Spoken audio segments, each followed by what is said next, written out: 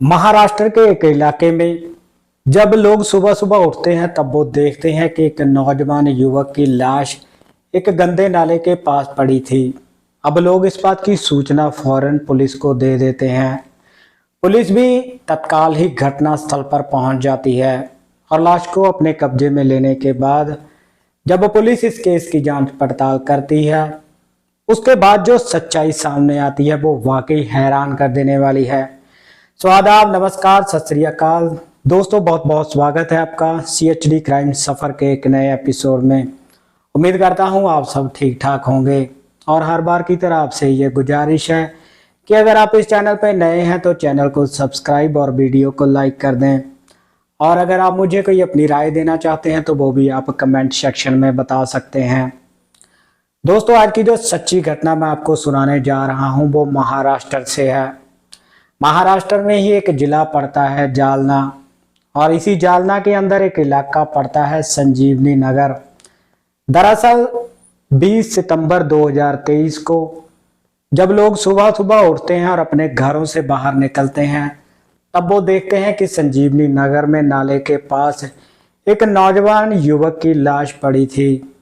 अब इस बात की सूचना फौरन पुलिस को भी दे दी जाती है। पुलिस घटनास्थल पर पहुंचकर जब लाश को देखती है तब देखकर ऐसा लग रहा था कि जैसे उस नौजवान की उम्र 25 से 26 साल की हो। उसके शरीर के ऊपर एक भी कपड़ा नहीं था। उसके शरीर पे कई चोटों के निशान भी थे। अब पुलिस वहां पे मौजूद लोगों से भी कुछ पूछताछ करती है, लेकिन वहां पे कोई भी ऐसा शख्स मौजूद ही नहीं था जो इस मृतक को जानता हो। अब पुलिस लाश को अपने कब्जे में लेकर उसे पोस्टमार्टम के लिए भेज देती है और इस बात का पता करने के लिए कि ये युवक कौन है, पुलिस आसपास के सभी थानों में ही गुमशुदगी की रिपोर्टें भी चेक करती है।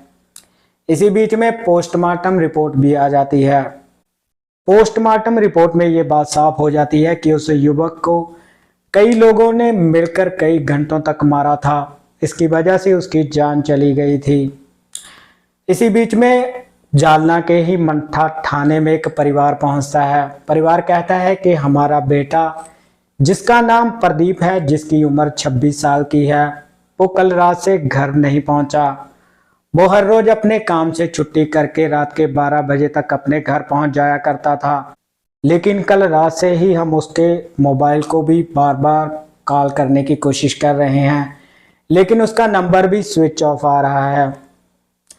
अब पुलिस पूछती है कि आपके बेटे की आपके पास कोई फोटो या तस्वीर। तब परिवार जो फोटो दिखाता है, पुलिस समझ जाती है कि ये वही नौजवान युवक है जिसकी लाश हमें संजीवनी नगर के नाले के पास मिली थी। पुलिस परिवार को ये बात बताता है तब परिवार रोना चिल्लाना शुरू कर देता है। अब पुलिस जांच पड़ताल करने के लिए प्रदीप की CDR चेक करती है। तब पुलिस को एक ऐसा नंबर मिलता है जिस पे प्रदीप ने आखिरी बार बात की थी। अब पुलिस जैसे ही उसकी डिटेल निकालती है तब पता चलता है कि वो नंबर किसी अजय नाम के युवक का था। अब पुलिस अजय को पूछताछ के लिए थाने में बुलाती है। पहले तो अजय इधर उधर की बातें करता है, लेकिन जब पुलिस सख्ती बरतती है तब अजय टूट जाता है। तब वो कहता है कि मैं प्रदीप को मारना नहीं चाहता था, लेकिन उसने काम ही ऐसा किया था जिसकी वजह से मुझे उसे मारना पड़ा। अजय कहता है कि वो मेरे साथ तो संबंध बनाता ही था, वो मेरी बीवी के साथ भी संबंध बना रहा था। पुलिस कहती है कि भाई क्या कह रहे हो, एक शादीशुदा जोड़ा और एक अकेला युवक, सही से समझाओ, हमें कुछ समझ में नहीं आ रहा। तब अजय बताता है कि मेरे अंदर वो मर्दाना ताकत नहीं है जिससे एक मर्द एक औरत को खुश कर सकता है, और शादी के बाद ये बात मैंने अपनी पत्नी को भी बता दी थी। मेरी पत्नी को इस बात से कोई भी एतराज नहीं था। मेरी चाहत लड़कियों में ना होकर लड़कों में थी, इसीलिए मैं जब एक गे ऐप चला रहा था तो उस पर मेरी मुलाकात प्रदीप से हो जाती है। अब प्रदीप हर रोज मेरे घर आया करता था। मेरी पत्नी उसके लिए बढ़िया बढ़िया पकवान बनाती थी।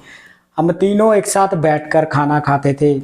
उसके बाद मैं और प्रदीप एक कमरे में चले जाते थे और वहां जाकर एक दूसरे को प्यार करते थे और उसके बाद संबंध बनाते थे।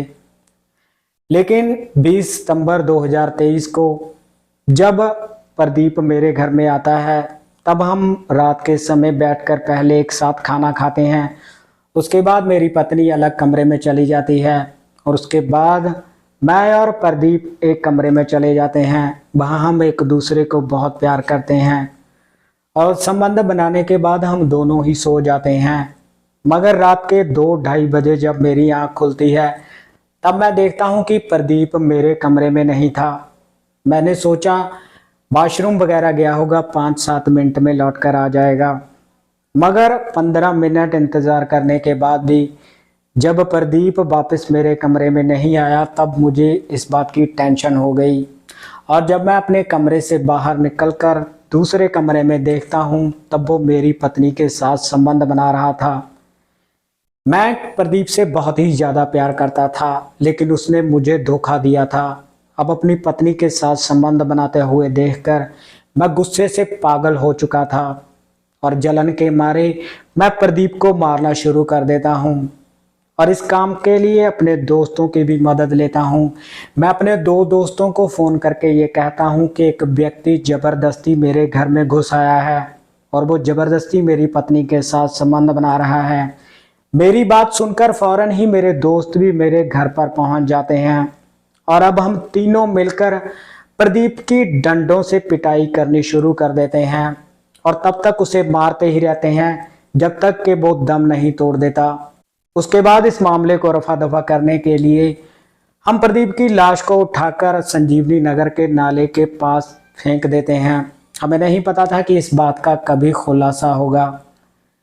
दरअसल पुलिस अब अजय की बातें सुनकर पहले तो हैरान रह जाती है, बाद में उसके ऊपर गंभीर से गंभीर धाराएं लगाकर अजय और उसके दोनों दोस्तों को ही जेल में भेज दिया जाता है। अब इस बात का नहीं पता है कि उन तीनों को कितनी सजा होगी भी या नहीं होगी। और जब ये बात प्रदीप के माँ बाप सुनते हैं, तब वो हैरान रह जाते हैं कि उनका बेटा कैसे कैसे काम कर रहा था, कैसे वो एक लड़के के प्यार में चक्कर में पड़ के ही अपनी जान गंवा देता है।